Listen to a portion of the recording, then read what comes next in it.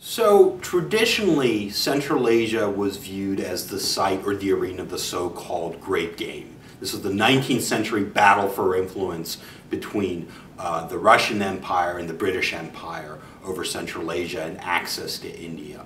And it's very tempting for modern day commentators and analysts to view contemporary events in Central Asia through that competing Great Games lens. Except this time the actors are Washington and Moscow as opposed to these empires of the past. But at the same time, the analogy can be deeply misleading, right? For one, the actors today in Central Asia are sovereign states. Now, some of them might be weak, some of them might be poor, but they hold considerable agency.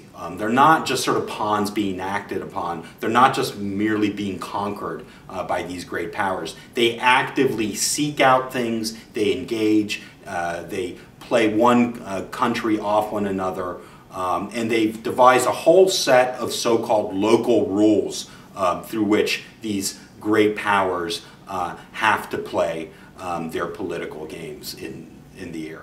At the same time, they've come up with a set of local rules through which the United States, China, and Russia need to be engaged if they're to get what they want out of the region. And these include things like respecting the integrity of these regimes, right? So for instance, the Central Asian regimes don't differentiate between external threats and internal threats, right?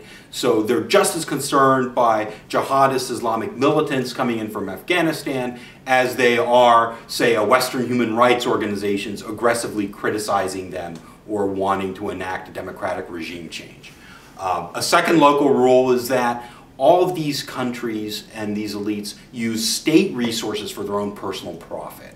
Right? So you see instances where either in security competition with the outside world or economic engagement, elites have learned to funnel external resources for their own personal profit, such as when President Bakiyev of Kyrgyzstan launched a base bidding war between the US and Russia in 2009 and ended up taking the monies thrown at him by both Moscow and Washington and depositing them in offshore bank accounts.